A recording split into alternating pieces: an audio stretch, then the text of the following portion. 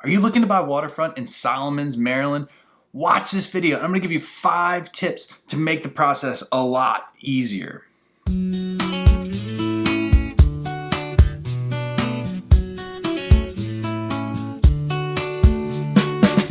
All right, what's up everybody? I'm Schou here with EXP Realty in Southern Maryland. If this is your first time on the channel, make sure you click that subscribe button, click the little bell so you're notified every time we put out new content. We're gonna be doing lots of stuff about the different waterfront areas and just living in Southern Maryland in general. Also, if you're thinking about moving to Southern Maryland or you wanna talk about moving to Southern Maryland, make sure you use that contact information below. Call me, text me, do anything you want, and I'd be happy to get back to you.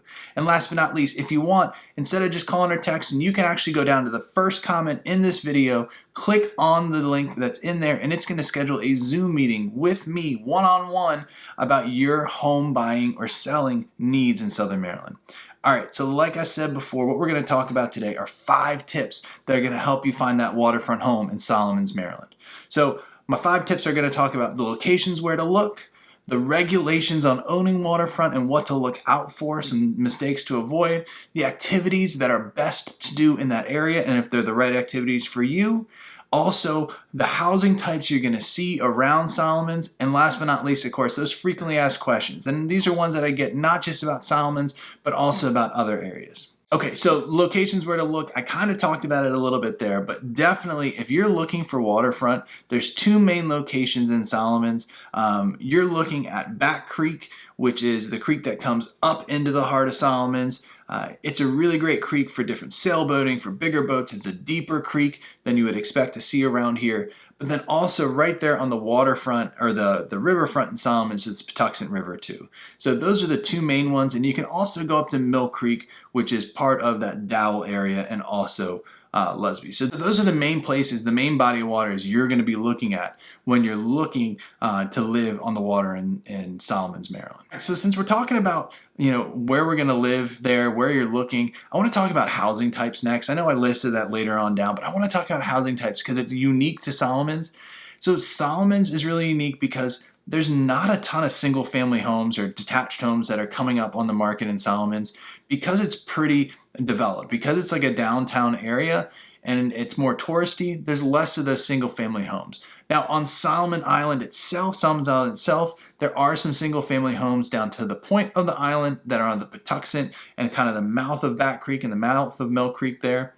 But for the most part, when you go up Back Creek, and you can see it on the screen right now, I'm showing you on Google Maps, a lot of the houses there, there's a lot more there's a lot more townhomes and condos and apartments that have shared piers. Now, technically, it's not waterfront, it's not your own waterfront because you're sharing those piers, but for a lot of people, it's an economical way to access the water. And Solomons Landing, Oysters Bay, they're both really popular communities, and there are a ton of little other ones too that people just absolutely love to move to. So the next is, and this kind of goes more towards the detached homes where you're dealing with a lot, where you're dealing with land and stuff like that. There's different regulations when you're moving to waterfront that you really need to watch out for. So if you're in Solomons, you're looking to buy that detached home and you found that perfect lot, except the house is a little bit too small and you want to add a little this and a little that, you got to be really mindful of the regulations that go around with it. So because it's close to the water, it's in the critical area in Maryland, which is within 1,000 feet of a Chesapeake tributary. There's a lot of regulations that go on it. What you can cut down, what you can't cut down, what you can put up, what you can build, and all that kind of stuff all falls under that critical area regulation. It's even more restrictive when you get within 100 feet of the water, which is called the buffer zone. In that buffer zone, unless it's been there, unless it's like a lawn that you've always had that you can cut, it's really like a no-touch zone where you're not supposed to build anything, you're not supposed to cut down trees, you're not supposed to do anything, just to kind of preserve that natural habitat. Now the one exception to that is, and there can be variances for other stuff too, but there's a few exceptions to that. One of them is existing structures. So if you have something in the critical or in the buffer already, you can maintain it and replace it if it broke down or if it blew over or if a hurricane got it or something like that.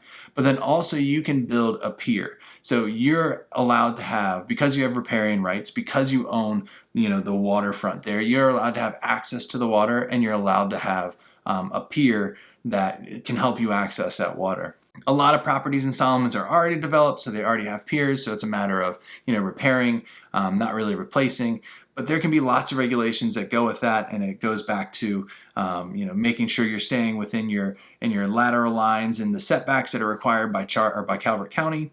But also when you're developing a new pier, you're going to have to really pay attention to those regulations about where exactly you can put it based on those property lines and those lateral lines as well. So those are some great questions when you go out and look at properties. Don't just assume because, hey, it's waterfront, I see all this big, huge space, that I can just plop a pier whenever I want, wherever I want, and whenever I want. There's permits you have to go through, and there's a process you have to go through, and you really have to drill down where the best place is. Now, I've done it myself a few times, and I know a lot of local professionals that are happy to help. So if that's something you're looking for, make sure you reach out to me, and I can help you through that process. All right, so the next one I think is really unique. It is what activities around Solomons. It's everything. So when I'm thinking about if you're living downtown Solomons, you're close to all the shops, you're close to the restaurants, you're close to Tiki Bar, you're close to all that stuff, and you can hop on your boat and do all these things and go around up Back Creek and over to all the restaurants. And it's really nice too because you're in a part of the Patuxent River, and I'm showing on the screen right here where you're central to a lot of stuff. You could go out the Chesapeake Bay and do some fishing, or you could go up the river and go to all the different restaurants around the Patuxent River as well. So it's a really unique place that it's centrally located, that has everything right there for you, and you can kind of go wherever you want, and it's a pretty short boat ride to go. As far as like a compromise, I think it is like the perfect compromise between some of the best fishing in the Chesapeake Bay and also some of the best entertainment in the Chesapeake Bay as well, because you can get out to some nice remote clean water and do some, marsh fishing, or even get out and do some cobia fishing or red drum fishing right out in front of Solomons out in the Chesapeake. Or you can be right there, right in the middle of the action, going to the Tiki Bar and doing kind of stuff like that. And it's all just right there in Solomons. You can't find that in Annapolis, even though maybe you're going to find more shops and more restaurants, but you're not going to find that same kind of fishing opportunity. So it's a really good compromise between the two. And of course, too, Solomons is known for its, sailing and stuff like that too. There's Wednesday night regattas out of Zannheiser's Marina, and there's just all different types of activities that are always going on, and all different type of marinas that maybe if you don't want to live on waterfront, you just want to have that waterfront lifestyle like I talked about in previous videos, you can just be right at that marina. So there's Zannheiser's, there's all different types of ones that are just throughout Solomons that are great choices. And two, Oyster Bay and Solomons Landing and those other townhomes and those other condos have piers and marinas that are right there within those communities. So man, it can be a great choice for a lot of different people. All right, so the last thing I want to talk about today are my frequently asked questions when it comes to waterfront in general and also Solomons. One of the biggest things I get asked about with Solomons is when is the bridge going to be replaced? The bridge is a big kind of friction point just because it causes a lot of traffic. People that are buying waterfront are concerned sometimes that maybe that bridge and the building of the new bridge is going to encroach on their area. For the most part, the people that are going to be affected by the Solomons Bridge know who they are, and people on Solomons don't have to worry about it too much. And honestly, I don't see it happening. When I lived right near Solomons, that was almost 12 years ago, they said it would be 10 years, and now they're saying it's 10 years again.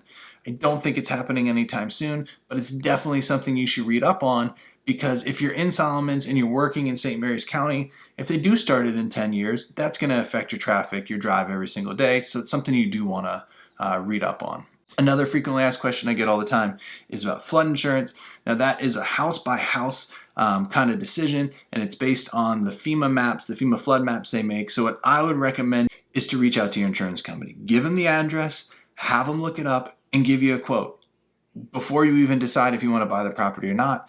That way you know for sure if you can afford it with that flood insurance. It can vary. I've lived on the water in different places. And luckily, our flood insurance has always been on the lower side, $500 to $800 a month. When we lived on St. George Island, we were actually up 13 feet in the air, and so that's why it was so low. And where we are here in Piney Point, the waterfront, or the lot we're on, is actually raised up a little bit, so we're in a low risk flood area. So, it can really vary depending on where you are. A lot of the times on like Back Creek, as long as it's not too low, the flood insurance is going to be, the lot's not too low, the flood insurance is going to be lower. If you're out on the Potomac side or Patuxent side, it can be a little bit higher because of possible wave action and stuff like that.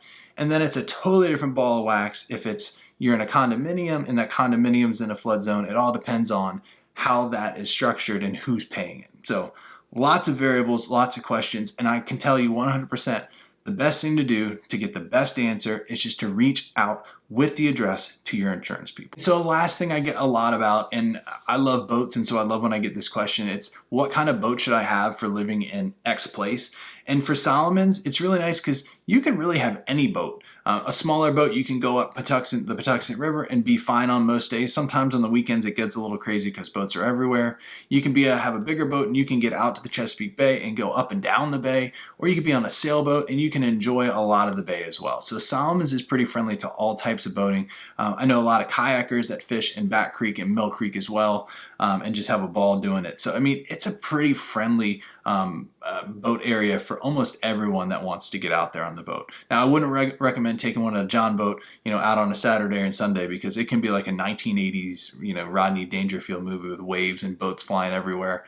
So it can get a little crazy when everyone's down there. But for the most part, pick your days and pick your times, and you'll be okay in most craft. All right, so hopefully this was helpful. Hopefully you got a little bit better understanding of what it's like to buy waterfront and to live near the waterfront in Solomon's, Maryland. If you have any questions or need any help, make sure you use that contact information below.